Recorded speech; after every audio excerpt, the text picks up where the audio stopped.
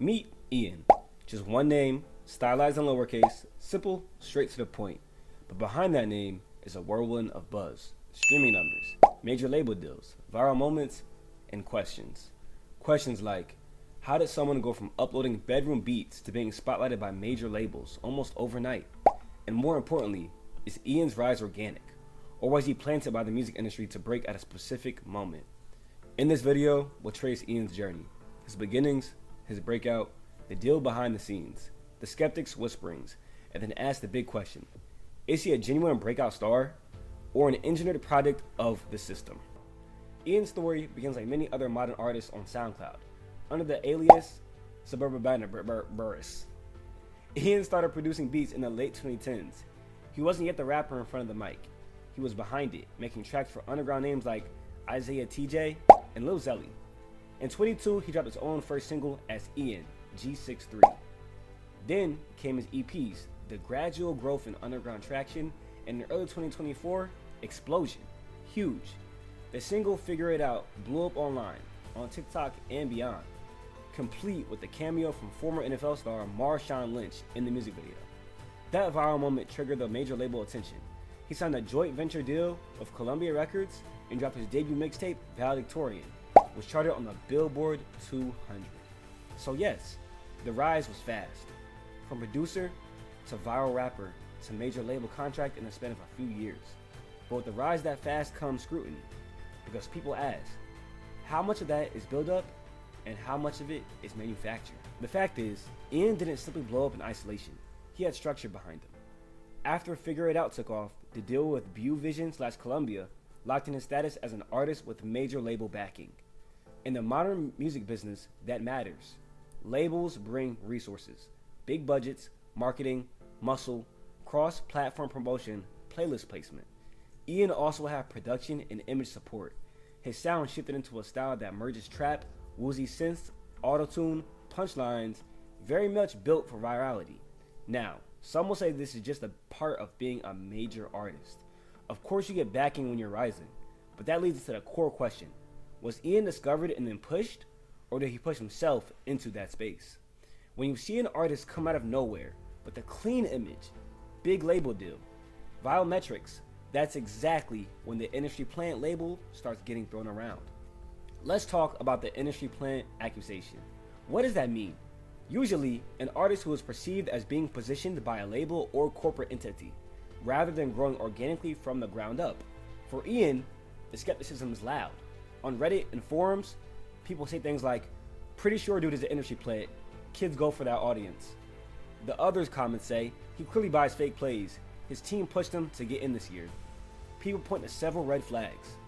The shock fast turnaround from SoundCloud to charting major label act. The image, a white suburban kid, polished with a major label's marketing machine behind him. Some argue that undercuts an organic hustle story. The sound.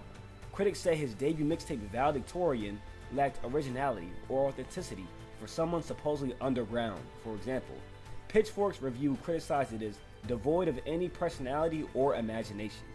Now to be clear, being label-backed doesn't automatically make someone an industry plant.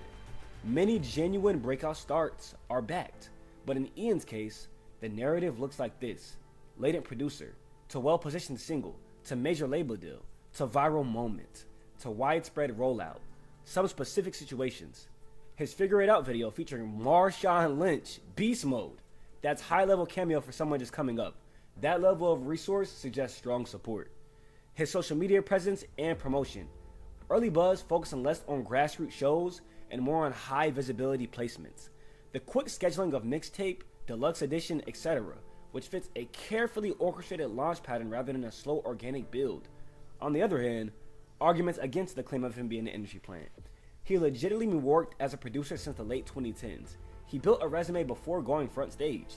He also tapped into the viral culture, TikTok, social media, etc., which is a modern path for many artists, and he may have ridden that wave more than a label created it. Some fans say, I agree, he came up way too quick and got too much popularity early on, but not every fast rise equals a fake one. So the question remains, is Ian just well backed or is he manufactured? And does it even matter if the music connects? Regardless of how he got there, Ian is now here. he released his debut mixtape Valedictorian in May 2024. It charted, debuting at number 53 on the Billboard 200. By late 2024, he followed up with his album Goodbye Horses under Buvision Columbia. He's performing, touring in the public eye. The machine is running, but the bigger test, can he sustain? Can he develop authenticity, craft, a story beyond the launch phase? Some critics say his sound is already shifting. Earlier, more ambient, underground, now more polished, mainstream. In August 2025, he announced a new mixtape slated for September. If mid-2025 onward shows growth in artistic depth, that will counter the plant narrative, because a plant tends to fade once the marketing wind dies. A genuine artist keeps momentum, evolves, builds fan bases beyond hype. So the current verdict, Ian has all the markers of major success.